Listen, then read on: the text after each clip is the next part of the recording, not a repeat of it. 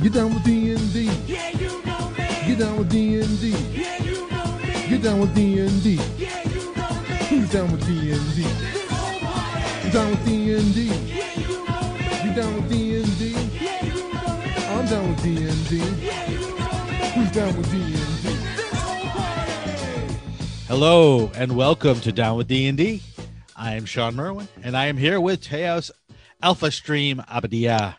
Hello, Sean. How are you doing, my friend? I am still awake and alive on this Monday morning for our recording session, and hopefully we'll still be on Thursday when the show normally drops. That sounds great. Yeah. Fantastic. How we like you alive. How are you holding up?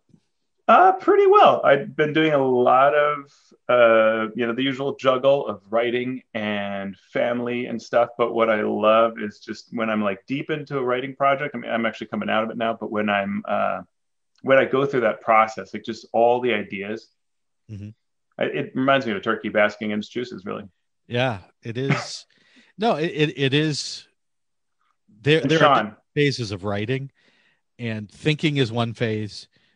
Right. But writing is one of those phases where there really is sort of a writer's high. Yeah, there is. And just when you're like, yes, this is going to be so fun. Yeah. So I absolutely get energized when I'm writing. It's great. Yep. I interrupted you. You were about to say something. I was going to make a bad joke about turkeys basking in juices and something else, but let's move on. Well, it is coming up on Thanksgiving. In Happy days. Thanksgiving to our listeners. True. Happy Thanksgiving, right? I'm thinking it's 2 weeks away, and it's actually like 3 days away. Yeah. So, well, what is time? 2020 cannot be over soon enough. Nope. So, with that, let's talk some D&D news, shall we? Woo! All right. First up, the D&D Play Activity Survey is up and available on the wizards.com website.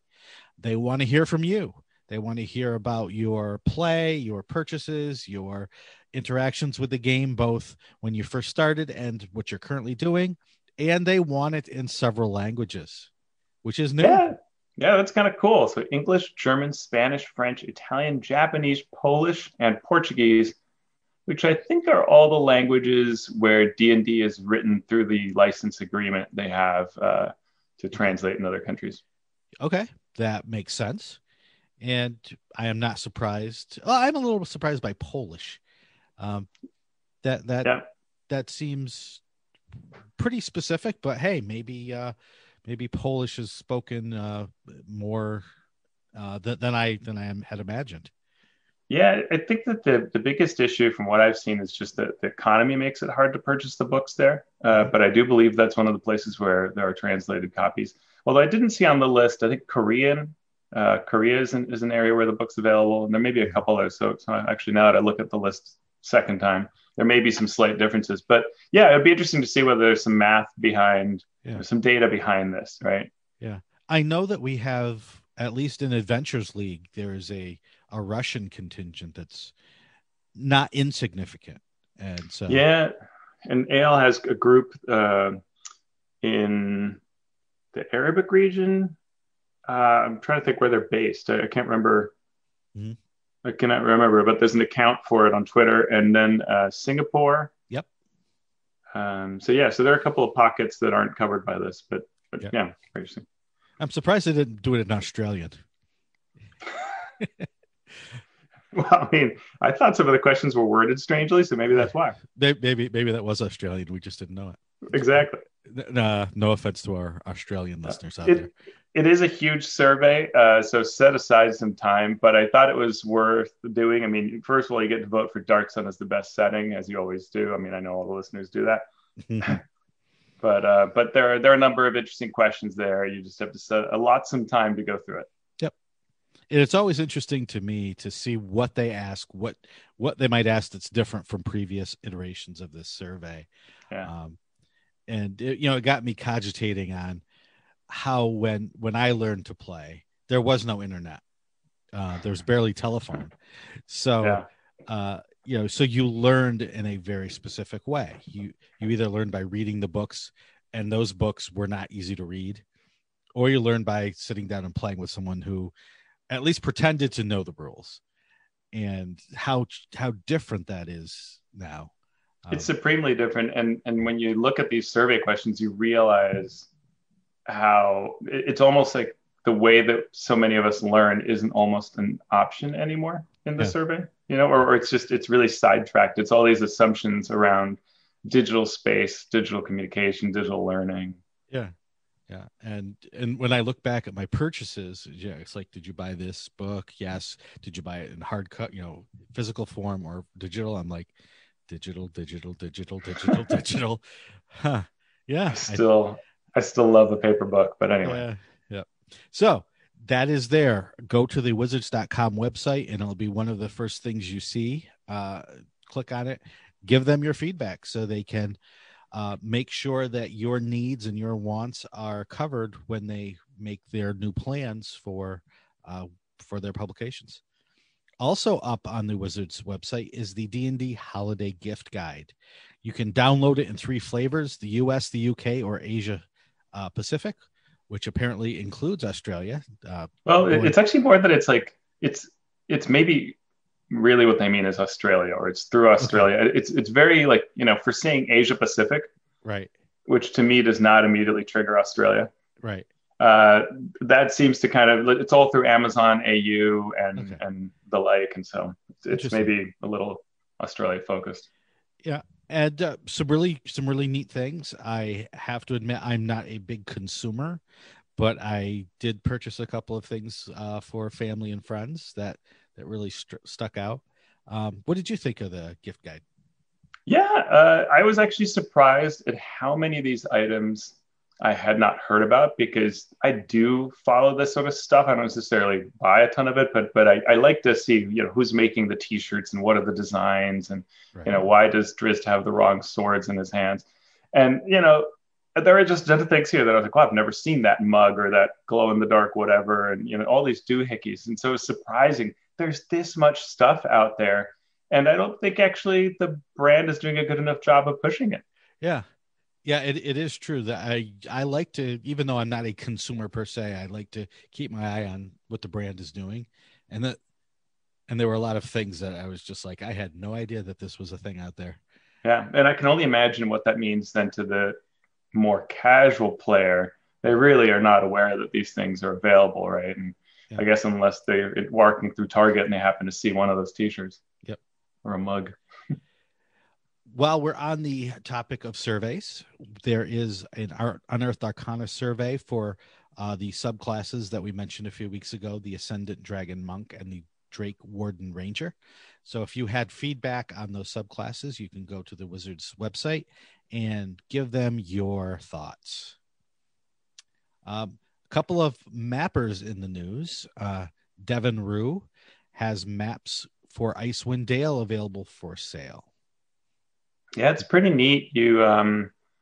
These were part of the Beetle and Grimm's box sets, these special maps she did that have a lot of style and flavor to them. And the digital map is a steal. I mean, it's $5. And then there is what's called a prop map that's 36 by 23 inches on stained, aged, and sealed paper. Each one is slightly unique. That is for a lot more. But it is really neat, and it has a lot of characters. So if you did not get one of the Beetle and Grimm's box sets, but you want a really flavorful map to use on the table, this is a great way to do it. Sweet. And one of my favorite mappers, Mike Schley, is also selling his official Icewind Dale maps. He did maps for Rime of the Frost Maiden. If you read the book, if you looked at the book and remember his style, you could tell it was him. Yeah. And they're both maps, official maps are available digitally and in vinyl as another print option. Yeah, that's kind of cool. So he's added this recently to where he'll print battle maps or area maps. And the area, like the battle map sorts of scale, right? So you can put minis directly on them and you can choose the kind of coding you want, and it can be an actual vinyl print.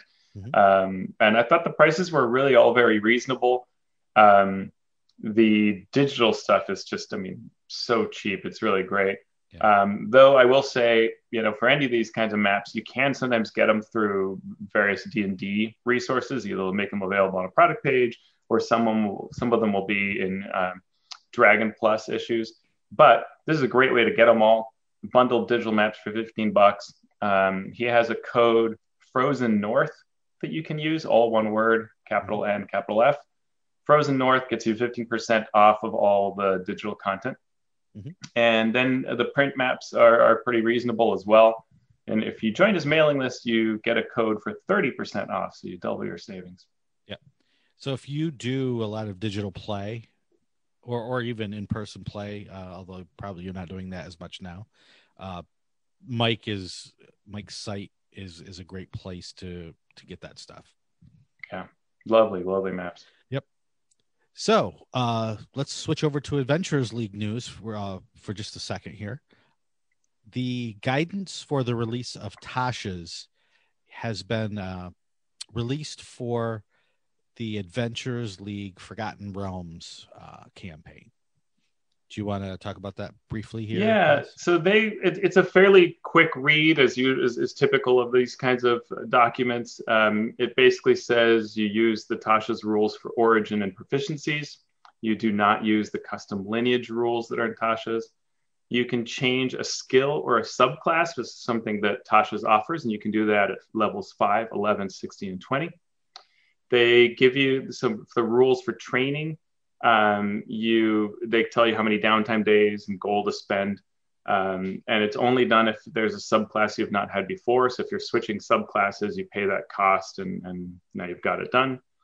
It does allow you to have optional class features, the artificer, feats, spells, that's all available. And it falls under the player's handbook +1 rule, meaning that in AL, that's what D&D actually encourages for all campaigns.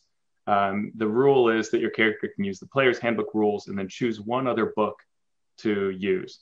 So you can choose Tasha's as a source, and then any of these things are available. They also say that the Bard College of Creation cannot create things that you don't have access to. So if it's something non-mundane, non-typical, then you must have campaign documentation that says you can make such a thing. But that does give you more flexibility in what you can create. Group patrons are not used, but an adventurer could say that they are, which is, I think, a nice way to handle it.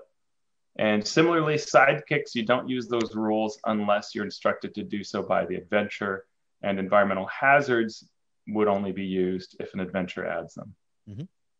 There you go. And I think the most interesting piece there is sidekicks. Yeah. Because you could have seen AL say, hey, have 2 players, bring a sidekick. And Living Greyhawk did that in 3rd edition, right? So this is an option that the AL team could have gone into and didn't, and I think that's kind of interesting. Yeah. I remember that for like Living Greyhawk, that got a little sketchy. Yeah. Because you would have groups who would actively avoid adding another player because they wanted more treasure. So they would say, well, we only have 3 players, but we're going to bring our sidekick.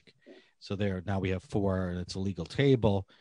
And the DM would but there's a guy right over there who doesn't have a table.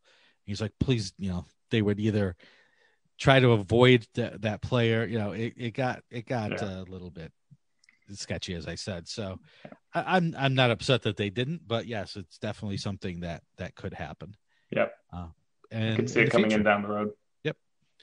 And another bit of AL news: the Facebook discussion groups are closing down, or have closed down, in favor of the Discord channel, where news and discussion will be happening. I don't really have too much to add to that. I think for me the biggest concern is just around the AL website, which it looks like they're turning off. And I would just say that that's fine, but there does need to be, I think, a site where you go to, and it's really easy as a new player to go, and it should be logical, right? So to me, a Discord server is not logical. I don't, as a new player, go, oh, I have to go to some, channel within a channel within a channel of the D&D enormous Whisk Discord. It should be something clear, like a web page that really lays everything out. And so if the Wizards website for AL becomes that, great. but it needs to be maintained. It needs to be on time, and it needs to speak to not just an invested player, but to a new player, and both, right? Because a new player needs a certain set of information, and they need things explained to them. They need buy-in. But the invested player must be able to get what just changed. What do I need to know now if I've been away for a bit? Right. And so on. And new players sometimes need community. They just need the right community. they need a positive community that will support both them and the campaign, rather than a community of just constant complaining that drives new players away. So, yeah. And when a campaign goes on this long, just infrastructure wise, things are going to have to change. Whether it be internal Wizards policies on, where content needs to be held, all of those things. If you've ever worked for a big company, these things change, right? Usually it changes a lot quicker than, every 6 years or 8 years or however long we've been going. So yeah, I've been around Wizards and organized play long enough now to actually be surprised it's been this long that we haven't had a wide scale change. So yeah, absolutely. And the only thing constant in organized play is change. Yep. And your next podcast is the latest from Bone, Stone, and Obsidian. What are you talking about, Teos? Oh yeah, Bone, Stone, and Obsidian is the podcast that's part of the same network as ours. Mm-hmm. And it is my favorite podcast other than this one because it covers Dark Sun, which, as we established earlier, best setting. So you get all your Dark Sun lore and news, two great co-hosts. And so the latest podcast is out. I have not listened to it because I've been focused on this writing project, but it'll be my reward when I hand this in. There you go. So maybe next time when you tune in, this podcast will be called Down with Dark Sun. There we go. If Teos has his way. But yes, if you are into Dark Sun, that is definitely a great podcast to listen to. Did you say if? What's that? Did you say if? If what? If you're into Dark Sun? Yeah, I'm sorry. For those of you who have not yet been indoctrinated into the glory that is Dark Sun, just one listen to that podcast and you will burn all your other settings except for Dark Sun. My work here is done. Yes. Now, we cut the news a bit short this week for a reason. Because this book called Tasha's Cauldron of Everything came out. And Teos and I have had this internal struggle, not about Dark Sun, because that is the best setting ever, but about how to cover this book in a timely fashion. We've got our rhythm down here with about, 25 to 30 minutes of news and 25 to 30 minutes of reviewing Icewind Dale, Rime of the Frost Maiden. So we were trying to figure out how to inject Tasha's into this. So what we're going to do is starting next week, we're going to keep our news segment much shorter, and we are going to start discussing Tasha's as part of this first section of the podcast. And then we will continue for the second part of the podcast to cover the Icewind Dale book. So for our Tasha's section this week, we're just going to give it a quick overview of what's in the book and what we are going to then go on to discuss. You want to give us a quick rundown, Teos? Yeah. So, they start with an introduction where they tell you, here's what's in the book. And they make a really big point of it's all optional. And then they give you 10 rules to remember that is kind of interesting to see them go through these rules. And then there are the various sections of the book that we actually kick into. Yep. So each week we will take a different section. It may be a deep dive into one section, or it may be a quick overview. But chapter 1 of Tasha's will be character options. The new customization of your character using origin versus race as the foundation for your character. Talk about changing skills and subclasses over time. I'll look at the new version of the Artificer that is now available in all settings, including Dark Sun, instead of just Eberron. We'll look at new features and subclasses, and then the feats. And chapter 2 is group patrons. Patrons come over from the Eberron setting as well and get a tune-up there. Yep. Chapter 3 is magical miscellany. It's spells, personalizing spells, and then magic items as well as tattoos and the descriptions of magic items. And chapter 4, which is the one I often look at, Dungeon Master's Tools, running a session 0 using sidekicks, parlaying with monsters, and then a section on environmental hazards that includes supernatural regions, magical phenomena, and natural hazards, including, Sean, Say it. the avalanche. Yeah. Woo! Let's make it core. Yes. And puzzles. Yeah, and puzzles. The puzzle section is amazing. Yeah. That was actually the first place I looked at after the avalanche. From Alyssa. Yeah, Alyssa Teague wrote that Alyssa section, Teague, yeah. and it's really useful. I can't wait to talk about it, but we're not supposed to talk about the details right now. Okay, so starting next week, we will dive into Tasha's a little bit deeper. So let's get on to our main topic, which is, count it, part 11 of our look into Icewind Dale, Rime of the Frost Maiden. Wow. Last time we began with chapter 2 and talked about its general setup, as well as the optional wilderness encounters that it suggests. And so this week we are going to get into the places of interest that are laid out in chapter 2. Do you want to get us going on this, Teos? Yeah, absolutely. So we talked about this last time about kind of how this is set up, and if your listeners recall, there are either quests that can explicitly come your way, and this is a great tool for DMs that want to give more direction to the characters. So you can literally have an NPC come up based on what's given to you and say, "Hey, I need help with this thing. Go check this thing out. Here's this mystery to solve," and that leads you towards a location. Or you can use tall tales, where while you're in a tavern or walking through town, you overhear someone talking about something. And the idea is that piques your interest and maybe feels a little more organic, a little more sandboxy to take you to one place or the other.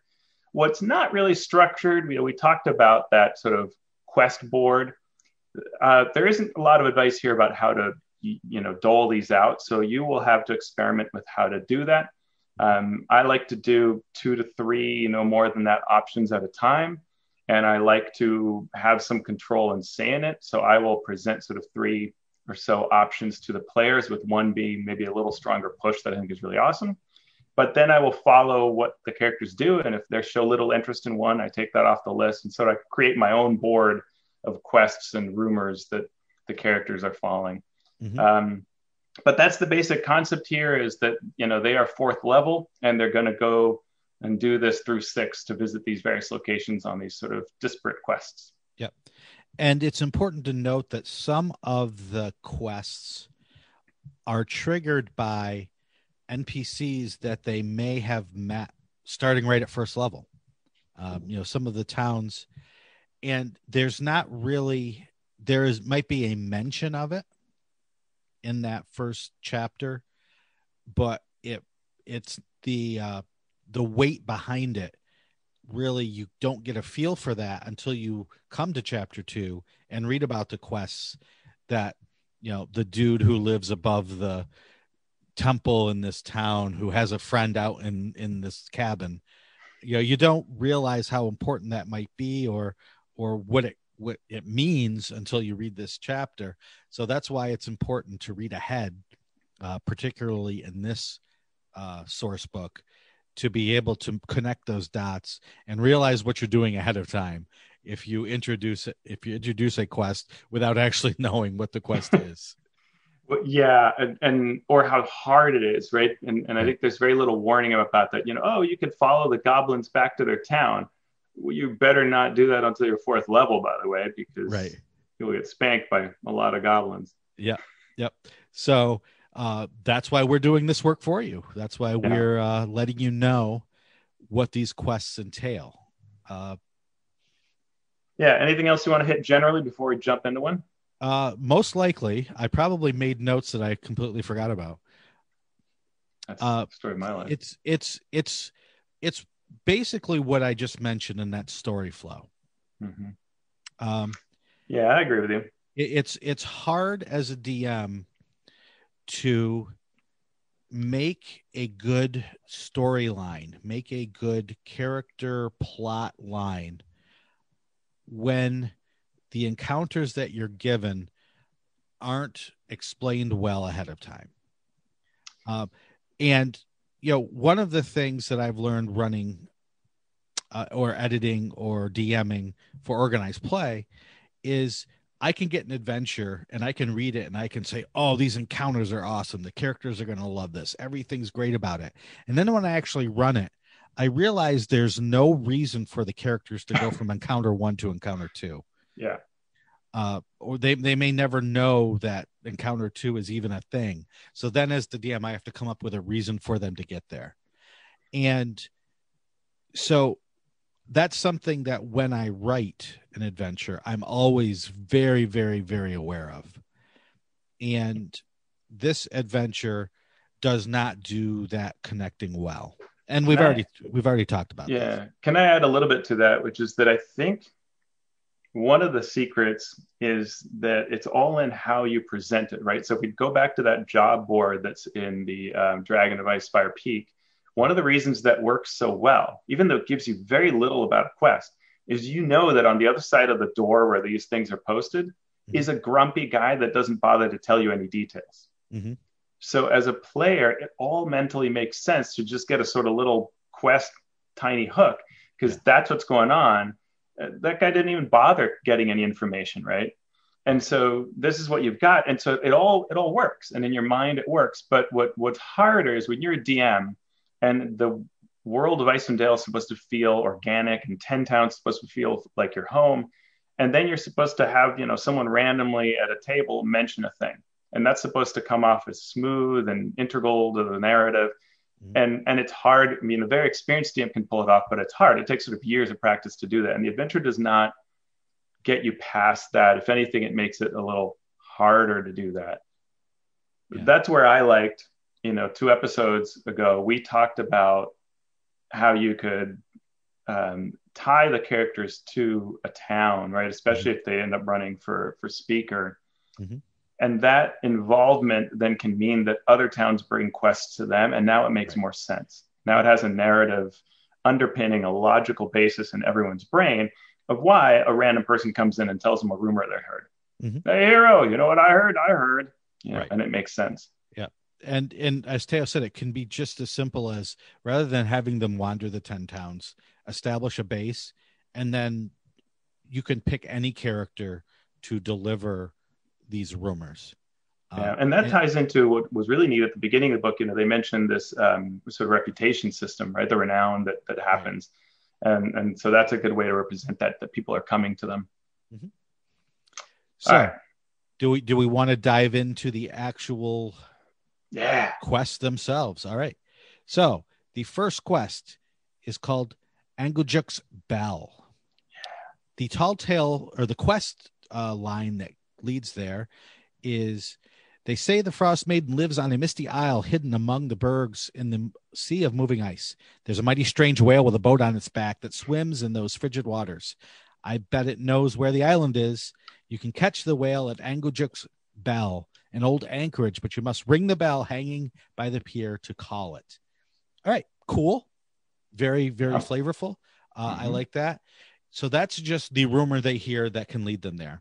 If they take the full quest, what is suggested is that someone hires the characters to escort this whale oil salesperson to the place where this whale oil is harvested. And to get there, you're going to need to travel on the back of this whale.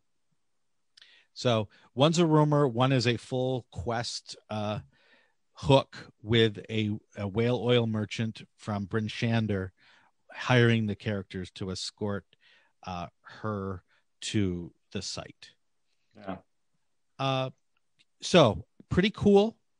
The one danger bell, pun intended, is that the island that they're talking about, Oral's Island, is a big part of this adventure, and it's not until chapter 5 that they're supposed to get there. So, you could throw this rumor out and they'll be like, yes, let's do that. Hey, the curse, Oral's curse. Let's go solve it at level 1 or 4. But yeah, or even 4, right? and well, and it's funny that even if this doesn't create a conflict, like you go, okay, you know, maybe they just call it her island. We're just gonna do our mission. We do our mission, we leave. Then later you're gonna be like, now do that again. Yep. Yeah. So that's a slight conflict, which is too bad because this is a very fun sort of whimsical idea. And there's some nice parts around how you attract the whale to come there. The whalers that show up and try to offer you money to hunt the whale, right? There's some neat parts to what can happen around this scene, but it has that bit of, I don't know how to balance this with the fact that this island really matters in chapter 5, and we might come back here anyway. So why am I doing it twice? Right. And there's nothing wrong with repetition if the repetition has variance, right? The first time means one thing. The second time has to mean something else. The delta, the change between the two times can be a very powerful thing. Yeah. But as Teo says, if you just go there, ring the bell, the whale shows up. You go there, you ring the bell again, the whale shows up again. You sort of lose the power of that moment unless there is a change. Especially when it's something fantastic, right? Like you want this awakened whale with a boat strapped to its back to be really quite interesting. And it creates a bubble of air when it goes under the water. So there's a lot there. And, you know, you could customize it, right? Like maybe the second time as you're going on the whale, you see like a sunken ship that you want to explore, you know, something like that that makes it more interesting, or Sakwa can come out and attack you. And, you know, that would be all a lot of fun to add something like that if you do it twice. Yeah. The other thing that's slightly off is if you do the quest route where this whale oil merchant wants you to accompany her to the bell, where you ring the bell, this whale comes up and you're like, yo, whale, could you take us to some guys who are killing whales and harvesting the oil out of them? Yeah, thanks. That may not be something that this awakened whale would want to do. And I don't think that's ever quite addressed. I think they do say sort of not to mention it. Okay. You know, sort of not bring it up, but that also the encounter expects that the players will go along with this and the characters. And I mean, I would be shocked if there isn't a character in the group that says, I'm not down with this. No. You know, like, especially given that I'm going to ride a whale out there and lie to it. Right. Right. But so what did you load me up with? Nothing. Peanut butter. / Yeah, it is an interesting conundrum. Yeah. But that can also be fun. So yeah, exactly.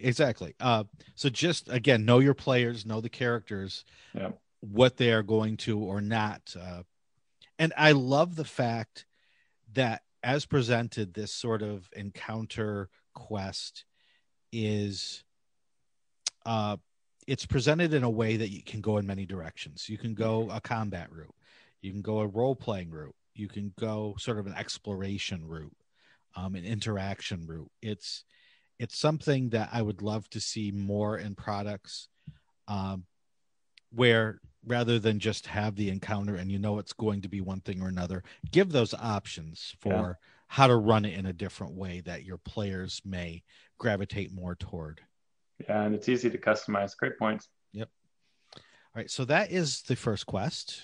Did you have anything else to want to say about that one? Okay, then we will move on to quest 2, which is the Black Cabin. The tall tale for this is there is this old black cabin that's been around forever. No one knows who built it, and lots of folks got a bad feeling about it. Some say it's haunted, but there's a gnome in Bryn Shander who claims that magical experiments are being performed there. The gnome's name is Copper, and you'll find him at the House of the Morning Lord. All right, so this is a tall tale that doesn't actually lead you directly to the cabin. It leads you to the quest itself, which is Copper Knobberknocker, who we talked about when we talked about chapter 1, who talks about his friend Macretus, who's out at the Black Cabin trying to end the everlasting rhyme through building a magical device. And Copper wants you to go out and deliver supplies to Macretus, who, he hasn't heard from in a bit. Yep.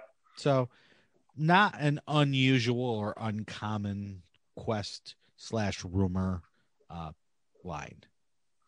Yeah, it's nice that this one's located near the town. So this is a good one to kind of use early on if you don't want to spread too far to start with. Yep. But again, this is one of those times when you have to remember that this is a NPC, this Cobber Nobberknocker, that they might meet at first or second level. And it does mention in that first meeting that Copper will tell them about Macretus and the Black Cabin, but you don't want to go do this at first or second level. That could be trouble. Well, there's trouble no matter how you slice it. So maybe it's not bad. I don't know. So do you want to talk a little bit about the quest itself? Yeah, I mean, at first I want to say that Copper Nobberknocker is an A+ name. So whoever did that, that's A+ work right there. You could sit for hours and not come up with something that tasty. Yeah. And also Macretus is a name that pays homage to the Thing. Uh-huh. It's the character played by Kurt Russell. Kurt Russell, yeah. And so that's kind of fun that MacReady, makes an appearance here. And so what's interesting about this is, on one hand, this feels like you're going to a spooky cabin, and you very much are. But also there is this strong concept that's going on, this narrative around what Macretus is trying to do, which is that he has assembled a magical device called the Summer Star to control the weather and solve all of the rhyme problem. Right. Which is kind of interesting to add that element in as here. And unfortunately, he used the item incorrectly. It incinerated him and made him into a restless spirit. Mm-hmm. like you do. And this is one where, as I was reading this, I'm thinking, how does this work?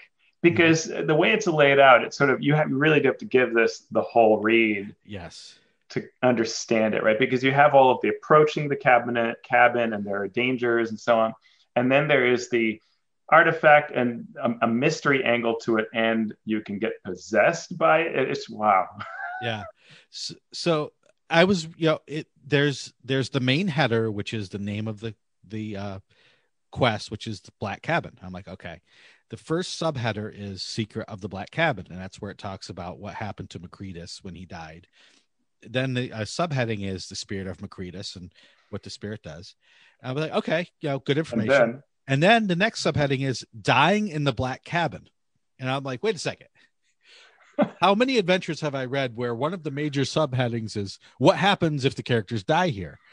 And more like when they die. Yeah. So it says if a creature with intelligence of 3 or higher dies inside the Black Cabin, its spirits, if it has one, leaves its body and assumes a spectral form. And I'm like, okay, why are you telling me this? This is different. And the warning bells are going off in my head. And that's because the characters, at least some of them, are probably going to die here. if this encounter plays out as it should, which can be great fun, and it can be hellaciously horrible depending on your players, right? Some players play along with whatever happens, knowing that you as the DM are along with them telling a fun story, a great story. Yeah. And some, if they die, what's going to happen. They're going to rip up their character sheet. They're going to storm out of the room. They're going to shut down their Roll20 Fantasy Grounds connection, and you'll never hear from them again. So putting this into an encounter, into a quest, is cool. It's also very tricky and dangerous as a DM to run. And the way it's laid out, it really just, and I'm not sure there was a better way, but you must kind of go through it and think it through and this is not one to run cold. Mm-hmm. So you have to make your notes and think through it and know how to do it. And as you said, it involves that trust between DM and players. And so you want to run this at a point in time when you think that trust is doing well. Right. When the players are confident that you take your job of giving a good time, that you care about their feelings, that's when you're going to be running this encounter. Yeah. So how I usually handle something like this, especially if I'm not sure how a player is going to react, is I have a handout immediately ready. When the thing happens, which is this explosion of this artifact doing, was it like 90 points of damage? Yeah, 90 damage, half on a successful save. Okay, so you have like 4th, 5th level characters taking 90 points of damage. Good chance that that's going to kill them outright. Mm-hmm. Even halved, that's depending on what shape they're in. So I like to have a handout ready. So I say, boom, okay, this happens. How many people are, oh, you're dead. Okay, here, read these. Yeah. And let them read it right away so they know what's going on, because this artifact and what it has done allows them to now interact with Macretus and have some cool, fun role playing and get to the point where they get back into their bodies. Yeah, and so let's back up now that we've kind of established that. So what happens is your party's going to come to check out this black cabin. Mm-hmm. They see that it looks sort of damaged, old. It's on the edge of a precipice. So it hangs over a 120-foot drop. Mm-hmm. And there are two different opportunities, both when you're walking around the cabin and when you're in the cabin, to take 49 points of damage as you fall. Mm-hmm. You might want to give a save to catch themselves halfway down, or maybe it's just a way, if you need to trigger that death, this is another way you can do that. Right. You find a burnt skeleton, which is Macretus, and the artifact. And so if a character picks up the Summer Star, it glows brightly with golden radiance. That's sort of all you need to tell them. And if they don't drop it, everybody within 10 feet takes 90 damage or half on a successful save. Yeah. So, yeah. So once they've died, they go into the ethereal realm, the border ethereal. Yeah, border ethereal. Yeah. And they can actually do some neat things. They can exert up to 5 pounds of force on a creature or object no more than 5 feet away from it on the material plane. So they can pick up a pen and write messages or draw messages in the soot of the burned place. So they can do some neat things. And they can also speak to other spirits in the border ethereal, which is where Macretus is. Yeah, and that's a kind of fun way fun thing to think through is sort of what do you want the player to do to communicate? Do they pass notes to you? Do you and they go to another room and have a discussion? But some way it's probably worth, like you said, that great idea of having a handout. Then maybe, you also give them a pad of paper and notes can be provided back and forth, or depending on your table, maybe you want to just say, well, actually digitally, it's even easier with little private chats, but you may want to say something like, we all know that, Sue's character died, and just pretend you don't know the things she's telling me. Yeah. That's one way to handle it. Exactly. But so what's funny is then at some point, actually, what's funny is when everyone dies. Mm-hmm. It does cover that, right? What if everybody's within 10 feet and everybody gets obliterated? And that's when this werebear shows up. That is a sort of renowned werebear that you can pick up little quest bits and rumors here and there, and she will heal everybody. Yep. Yeah, she's the one who can get the device working to bring everyone back. And when the device is activated, it doesn't necessarily solve the entire problem, but it is a pretty significant thing then, being able to cast Control Weather, which is only an 8th level spell, right? So it's after the character does that, it's no longer magical. Well, that's the thing that's so strange to me. There are a couple of things. This is the part where I kind of mentally go, wait, what? So Magritus somehow didn't succeed at a DC 15 Arcana check to know that he needed a 3rd ring around the artifact to stabilize it. Right. Okay. I mean, all right. And then that this thing that he's doing to solve the rhyme problem is literally going to cast Control Weather once. Yeah. Yeah. I would play it as he thinks he knows what he's doing, but he doesn't. So he's created this thing that is definitely magical, is definitely powerful, but it doesn't have the power of like an artifact, right? This is just like a one-use item that he's ended up coming up with. So the characters are able to use it once for 8 hours if they maintain concentration, but after that it just fizzles out and everything goes back to normal. But it does get the attention of Auril. And if and when they use it, she sends a little messenger to them in the Cold White Walker. A Cold Light Walker, which is a CR5 monster. To end ice methods just for fun, to kill the character and anyone else at the cabin. And if the party's 6th level or higher, add another Cold Light Walker. Why not? Now, this,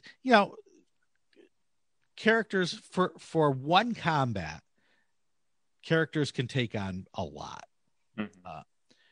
But if they have just gotten blown up real good by this thing, so a lot of them might be low on hit points, this could be a very challenging thing. Yeah, it is surprisingly tough as a sort of surprise added on thing, but yeah, as you said, characters, and I think that the Cold Light Walker is a fairly strong creature. Mephits tend to be fairly strong, even though, or let's say Mephits kind of they pack a punch but go down quickly. Right. So I like the pairing. Like, this is a neat tactical pairing. Yeah. Because you don't want the Cold White Walker to be around a long time, but you really can't afford to have Mephits around for long. And so a lot of it depends on how they're positioned, where they are. You can make this pretty brutal, if you want. Yeah, I mean, the tactics it gives say they use their fog cloud spells to engulf enemy spellcasters and obscure the approaching Cold Light Walkers. So, that's a possible, not necessarily surprise round, but you definitely can't hit them at distance. They're going to be right up in your grill before you know what's happening. Yeah, and it can do 2 attacks for 25 points of cold damage with its cold ray, while as a bonus action blinding someone, which is pretty good. Yeah, yep. So it's it is an, I like the overall encounter. It's just one of those that deviates from the expectation of most players. So you have to be aware of that and plan for it and be ready to soothe some possible upset. Yep. And then beat the heck out of them with a Cold Light Walker. Anything else about this one? There's a lot of humor to me in how, if you use the Summer Star, Lathander is happy about you having done so and will bring anyone who died back to life, except Magritus. Right. Magritus gets to go to the next stage, but it's sort of funny, like, you're actually a failure, Magritus. So because screw you, Magritus. That's why. Yeah. I think this is, while there are a number of little sensitive areas where when I would run this, I would want to really carefully think about it and work through it mentally. I think there's a lot here that's fun. I think this is very memorable. Like players will remember this session. Oh yeah, the time this happened. yeah, So. yep. I totally agree with that. Very memorable. The third quest, and probably the final one we will cover today, is the Cackling Chasm. The Cackling Chasm is introduced by a tall tale. Nabira Moorskull and East Haven Fisher owned an enchanted fish hook that could catch magical fish. While she and her friends were out on the ice one day, a pair of filthy gnomes attacked them. They killed Nabira and stole her fishing pole and hook. Hunters from East Haven tracked the gnolls to an icy rift in the ground, but were too scared to go farther. And if they are handling this via a quest, the Atrovis, the speaker of Cairn Koenig, considers gnolls to be a clear and present danger, so he wants them taken out, and he points the characters to the Cackling Chasm. So this is a nice use of the lore and an example of how when you read something in the monster manual or in a book like Volos, you can take those concepts and make them into a neat encounter. So a gnoll fan, Fang of Yenogu, has created gnolls out of hyenas, which is how gnolls are made, and brought them to Icewind Dale. Have a great plan. Let's go feast up north. It'll be great. Well, there's this rhyme. So now they're all starving. And all the gnolls who are created out of hyenas are no longer thankful for the creator and, in fact, want to turn on them. And that's the kind of interesting piece that's going on in this encounter. Yep. And that makes the encounter even more interesting, because when the characters start interacting with the gnolls, they realize that the gnolls may be willing to step aside and let them take down their leader. And the only problem that I have is how to role play that, how to get that point across without just stepping in as the DM and saying, these gnolls obviously don't want to fight you. And gnolls don't speak common, by the way. This is a true story. I would, with most of the groups I run for, I would do this in a comical way, where the gnolls just kind of look at the leader and just kind of give them the little head tilt toward the leader, like that's the one you want over there. But it's an interesting role playing opportunity that needs a little more explanation for DMs who might have trouble getting that point across, or who have players who just see a gnoll and instantly attack. Right. Because I think the wording it says is, they don't attack intruders right away. And this appears in a couple of different rooms where there are gnolls. But like, as you said, it's hard to portray that. And what I would generally do is, this is a great opportunity to choose a character that you think is good at reading people, has a high wisdom score, and have them make an insight check, right? So describe something like, gnolls gather around the entrances to this cave, but they do not immediately attack. Make me an insight check. Mm-hmm. Right. To if you don't want them just maybe slaughtering gnolls. And the gnolls will attack. It says the gnolls will attack in self-defense. And the problem is characters don't ever read that as self-defense. They read it as, I want initiative. Right. They were foolish to hesitate for whatever reason. I don't care anymore. Now I'm in my bloodlust mode and we will win this encounter. Right. So it's hard to then ever backpedal away from that. So if you want this to sort of play out as that kind of narrative, you need to build it in and be a little more forceful, right. I think. And I would also be tempted to add a boon to the characters who don't just slaughter the gnolls haphazardly. I don't know what that would be. I would need to brainstorm that a little bit, but even have Yenogu give them a blessing, if there is such a thing, for not beating up on his children, quote unquote, or just something that rewards the characters for thinking outside the D20 box of, I'm just going to roll. But I don't know.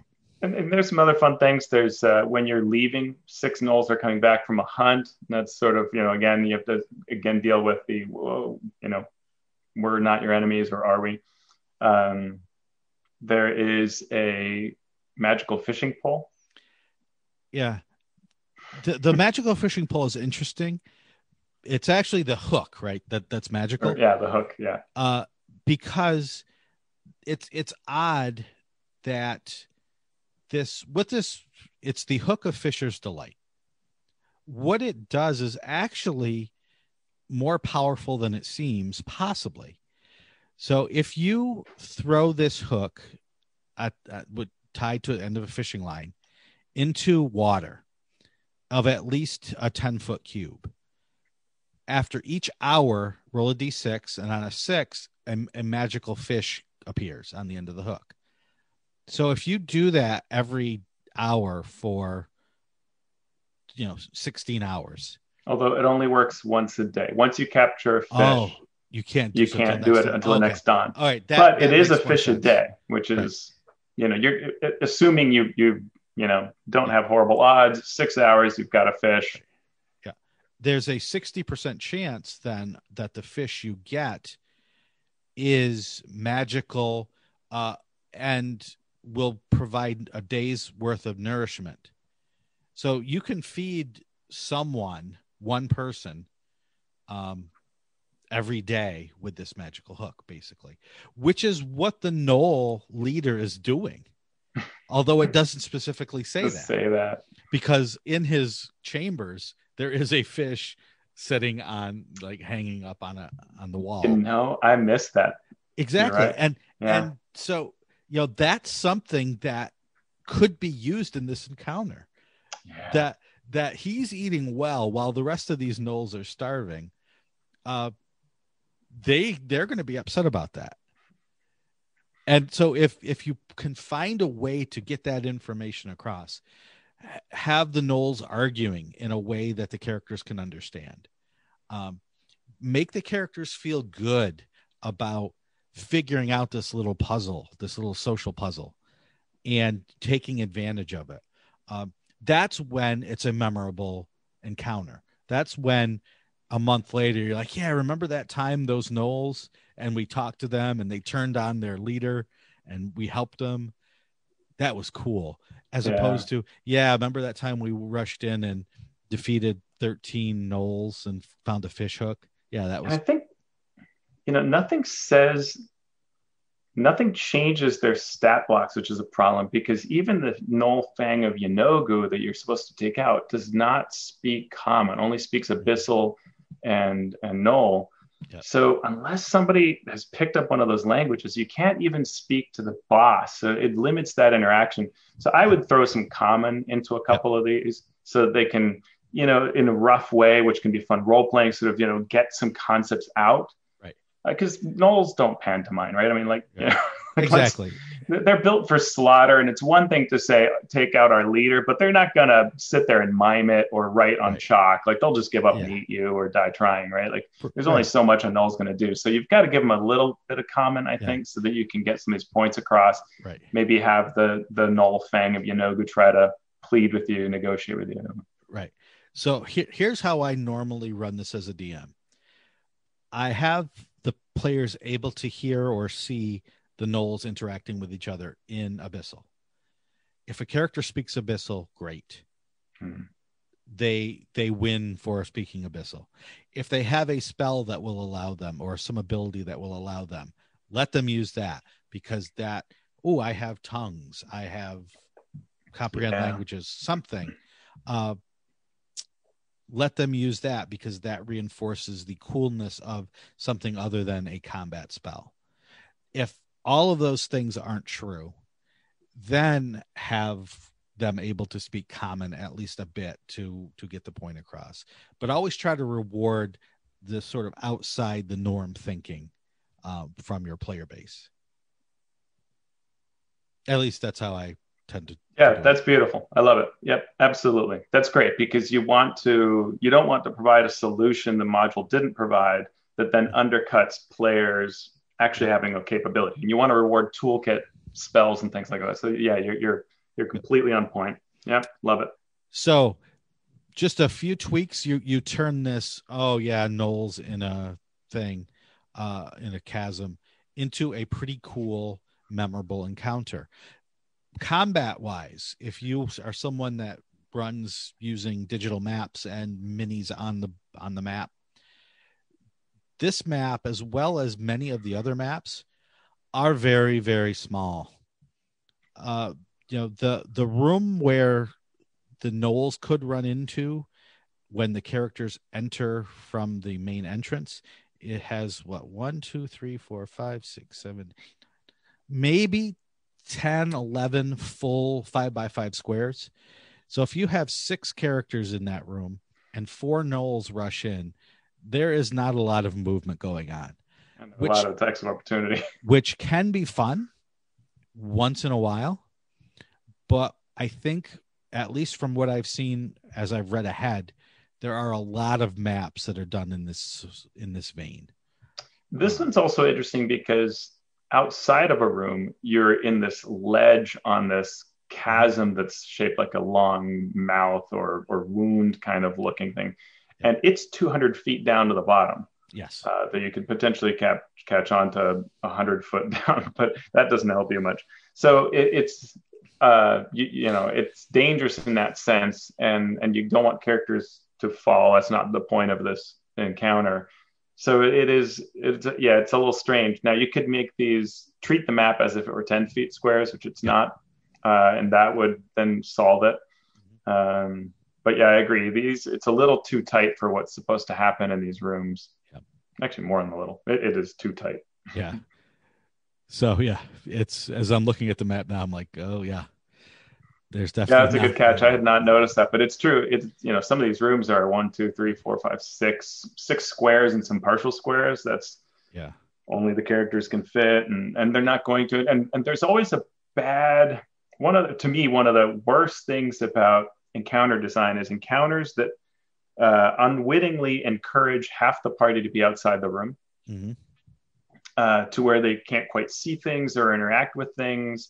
It really draws away from what you're trying to accomplish with the encounter design. You want your characters in the thick of it as things spring so that they can fully participate and engage with everything.